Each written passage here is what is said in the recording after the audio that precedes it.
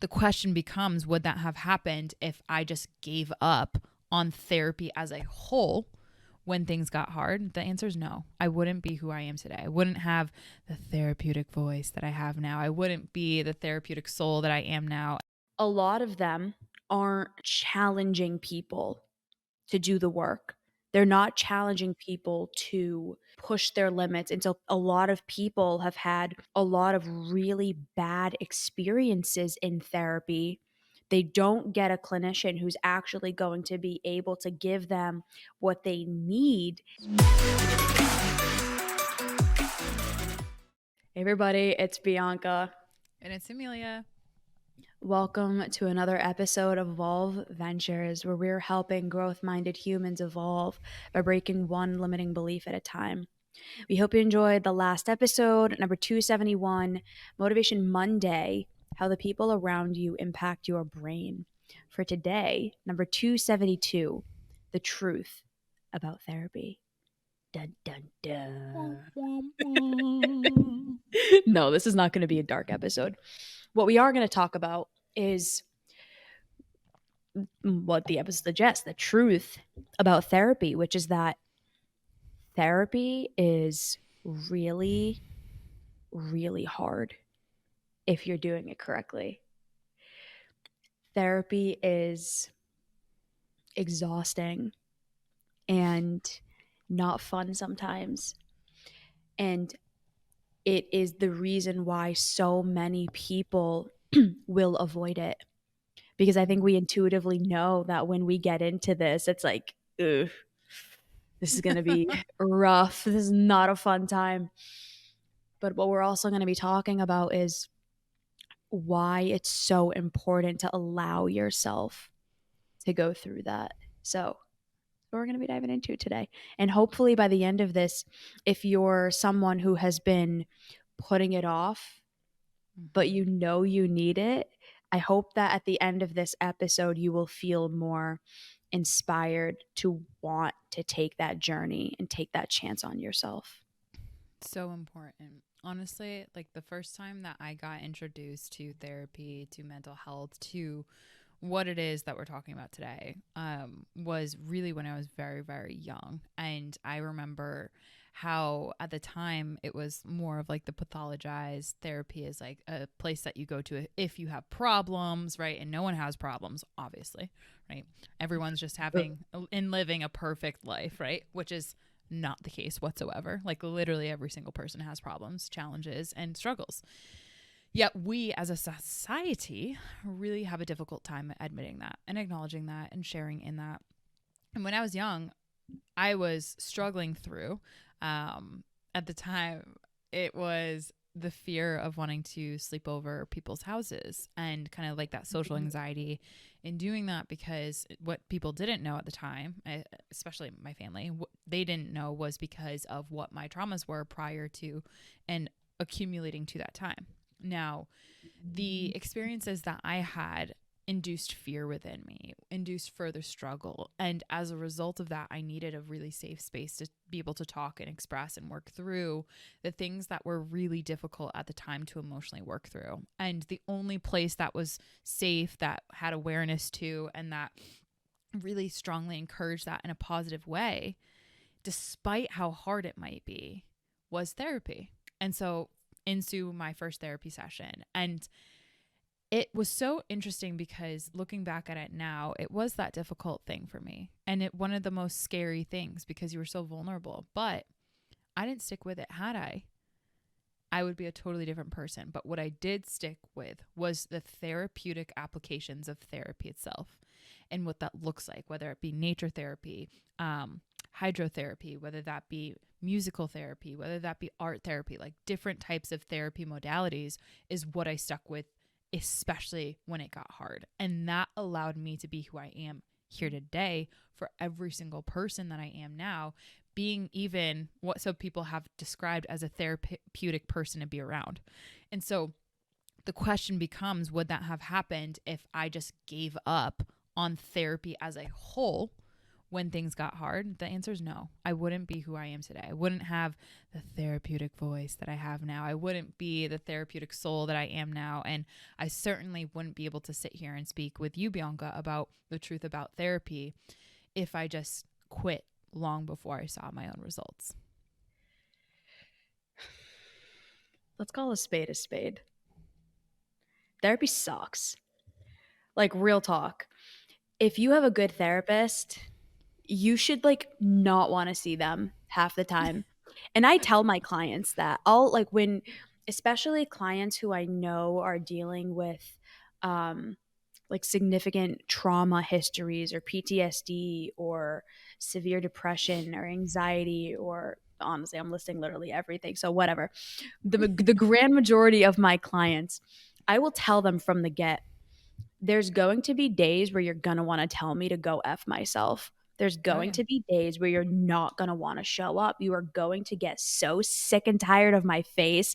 You're going to hear my voice whenever you're doing things, and it's going to piss you off. And they all have attested to it. They're like, I was going to do this thing and I heard your voice in the back of my head and I got so pissed off. And then I didn't do it. And I was glad I didn't afterwards. But if you're How many doing shoulders do you think you and I are sitting on? Because I have the same exact experience with some of my clients. It's like, what would Emmy do here? It's like, oh fuck, Emmy would do this, Emmy would do that, or Emilia would do this, and it's like, damn you, Emilia. Like I just want to do this. It's like, but I'm really glad that I asked myself that question. How many shoulders do you think we're so sitting on currently? hundreds, if not more. I've had clients tell me, like, I'll just be in the middle of my day and your voice will come into my head and I get so pissed off and I'm like maniacally laughing, like, because that means I'm doing my job, and I'll tell them that. And I'm like, Yeah. when you get so sick and tired of seeing my face, that's how I know we're doing the real work. That's how I know Yeah. that like we're doing it. So if you have a good therapist, if you have a good coach, therapy sucks because they're actually going to challenge you to face the things that you've been running away from. They are actually going to challenge you to do the work that you originally came to them to do. Now, I'm going to say this, and I have a lot of data to support this, and I'm just going to say it. Most therapists suck. They really do. I'm sorry, but it's the truth. A lot of them aren't challenging people to do the work. They're not Mm. challenging people to push their limits. And so a lot of people have had a lot of really bad experiences in therapy. They don't get a clinician who's actually going to be able to give them what they need. And then it's like, well, I'm not doing this. It's a waste of time. So then they come to someone like you or to someone like me who's actually going to challenge them, who's actually going to help them get not only what they want, but really the thing that they need, which is the courage to face their demons, to Mm. work through them, to do the hard work. And so when you're in the therapy session, when you're in the coaching session, it sucks. It does, because you're getting asked questions that you're like, "Oh my god, I don't want to answer that." Like Yeah. I have a client in mind and she's like, "You always ask me that one question that I know the answer to and I don't want to answer it because I know you're right and it pisses me off." It's so funny. But she's had more progress than anyone I've ever seen Mhm. because we've had the dialogues that, hey, listen, this is going to be really hard. Yeah. You're going to want to run away from this. In fact, I'd be surprised if you don't try to run away a little bit. And it's Yeah. okay. I'll be right here and I'll support you through it and we'll talk about it. And no, not every single session is going to be like your brain's getting stabbed by my questions, but if it's a good therapy that will be involved in it, and it'll be a place where you feel safe enough to be challenged and safe enough to challenge us back and whatever. But in order to do it correctly, it does need to have that element of challenge and difficulty to it, because that's where the growth happens. That's where the healing really happens. And that's the whole point. The whole point of it is to face the demons and the burdens and the mirrors that you've been running away from, and to learn the skills and to gain the capabilities to be able to make the changes necessary and to have a safe space to do that. Hey everybody, my name is Isaac and I have been a part of Evolve for a little over a year now. It's not been really great, honestly. I'm just kidding.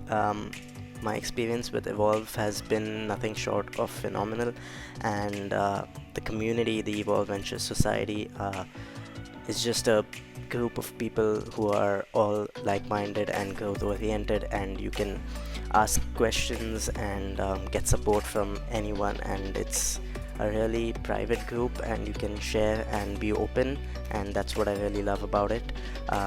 Emilia and Bianca have been nothing short of phenomenal, honestly. The amount they care about their team members and their mental well-being and their mental health and improving everyone's self-awareness, in terms of being growth-minded and growing to where you want to be. I could not have asked for a better place to be at right now in this point in my life. And yeah, have a great rest of your year ahead and keep evolving, everybody. The Greek word of therapy is rooted in cure, like cure or healing. And my perspective love on you. this, I just show my nerd flag. The etymology, I always am curious because like the meaning is already built in the word of what it's supposed to do for you, what it's supposed to. It's the give and take. If you take time to invest within something like coaching or therapy or something in between that, right, whatever modality it is, you're investing time and effort to try to receive something, right? So like one of the biggest things that I want to say in this conversation is for me, my perspective has been helping people understand and bring them to their own truth. And that's a really critical component around therapy and around coaching and this mental health component that we're talking about that so often we are avoiding, right? It's the same conversation, but just a different lens. So often are we avoiding the truth of life, the truth of our own experiences, the truth of our own dialogues, the truth of our own narratives, the truth of our own experiences. And we're just outsourcing and emotionally bypassing them all the time. To really be brought to your truth in a therapeutic setting is an expression of healing, is an expression of being quote unquote cured, right? But not from a sense of like lacking or a sense of like there's something wrong, but rather that things are happening and it's the meaning that we're assigning or the truth that we're giving and feeling and experiencing in our life experience where that truth really resonates and vibrates with us. And either we can block that up and hold that tight inside of us, or we can work through it and help let that truth navigate who we become, what we do with that, and where we go from there. And I think that that's a really critical component around therapy and therapeutic settings to help people really understand, is this bringing you closer to your own truth? Is it that effort, that work towards you being brought to your own truth? Is that doing so in a way that is starting to really heal you? And again, it's not going to happen overnight. It's not going to be super quick. And if it is, then it's probably not the right approach, right? Like it is a process. And that's the critical component that I think a lot of people lose sight of. And that's why it's a lot easier to avoid, because it's a lot easier to just, for example, do one click and have something show up to your front doorstep, be it Domino's or whatever, like, and have you emotionally bypass what you're experiencing, right? You get to avoid your truth of whatever you're going through, right? And I'm thinking of myself in college when I was like totally emotionally bypassing some of the hard stuff that I didn't want to face, right? Domino's, whatever food was my BFF, right? It wasn't freshman 13, it was freshman 30. So like with that, what was the truth? What was the truth that started to come to you that you wanted to avoid or emotionally bypass? And who had the courage in your life to bring you closer to that truth? Very few people in our lives will have the courage to bring us closer to our truth. And that's where I think therapy has such a beautiful component because it helps you acknowledge the truth that results do not happen overnight. However, it is in the courage to lean into that truth that helps you get eventually, keyword eventually, what you want. But that's not without you coming to the table. I think something that's, and I'm gonna toot our horns for a second. I think something that's really special Sip. about you and I is that we sip the Kool-Aid. Oh yeah. We We sip we that Kool-Aid real good. we preach what we sow. Is that the correct terminology? We do what we Practice talk what we about. preach, for sure. Thank you. We practice what we We preach. also reap what we sow. We also sow what we reap. The things happen and happen. We we do the things that we tell our clients. We do the things that we talk about. I think that's what makes our therapy and coaching so special and unique. Again, I can't tell you how many clinicians that I know that are like, "Oh, I don't do that, but I tell my clients to." I'm like, It's wild. why? Wild. Why would they listen to you? Why should they listen to you if you're not even going to do it? So, I think that is something that is so special about us. And the reason I say that is because you and I have the firsthand experience of what happens when you do just face the mirror. I mean, look at where our lives have gone. Look at the women that we are and who we've become as a result of not being afraid to do the really hard work. Facts. Not being afraid to look at the demons and face the traumas and to make the really pivotal changes in our lives that we needed to in order to heal and in order to change. I mean, I know without a shadow of a doubt, I would not be the woman that I am sitting here today if I wasn't willing to really stand nakedly, metaphorically, and literally in front of the mirror and say, okay, this is where I am. This is who I am. This is what's happening. I'm not okay with it and I need to change it. And then actually do it. And again, it is never easy. It has never been something that's been easy. But I'm so, so glad that I did. Because my life has become so much better as a result. And I get to help other people do it. And I say that to my clients. Every single new client I get, I will say to them verbatim, I will never tell you to do something that I haven't done or that I wouldn't do. And it builds so much trust because they're like, okay, she's not full of it. She's actually going to be real. She's actually going to be honest and tell me the truth. And I trust that when I'm going through it, they're actually going to be able to be there to help me. Yeah. I can't tell you how many people's lives have been changed because of the work that they were willing to put in with Emilia and I. They were really willing to look in the mirror, and their lives have drastically changed because of it. It's been amazing. Every single thing that you want, and I guarantee it. There's some things I can't give you. I can't make you grow 6 inches. If I could, I'd do it for myself because I'm a hobbit. But within reason, everything you want is on the other side of you being willing to face your demons with a person that is safe and actually has the know-how to help you. Facts. Are you willing to, though? That's the question. And if not, what's getting in the way?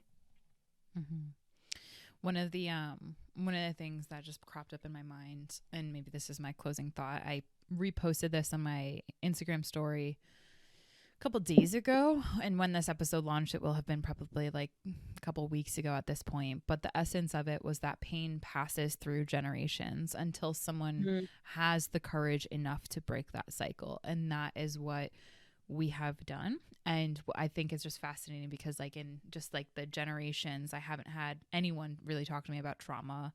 I haven't really heard the fact, acknowledgement, acceptance that there is pain that's passed through our generations. And in any conversation that has come close to that, it's always been really taboo.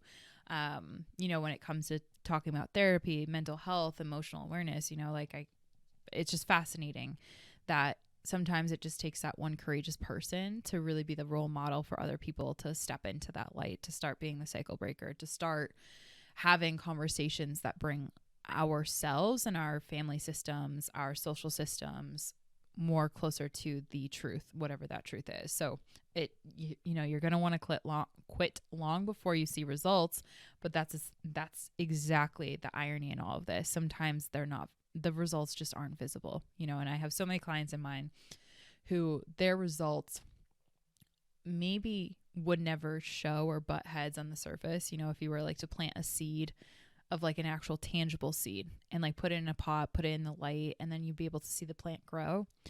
With the things that come up in therapy, the things that are addressed in therapy, sometimes it's not the tangible progress that you end up seeing, but it is the physical, the emotional, the spiritual progress that you see and feel that is so critical. And, you can ask an outside objective person, what their perspective is. And that's really where they start to see all the movement that you've made when it comes to therapy, when it comes to coaching, and when it comes to absorbing the wisdom that's shared by people who are practitioners in their day-to-day more than they are talkers. So I think that that's really special. And here's the thing, if you struggled to be that cycle breaker, here's that call to action for you.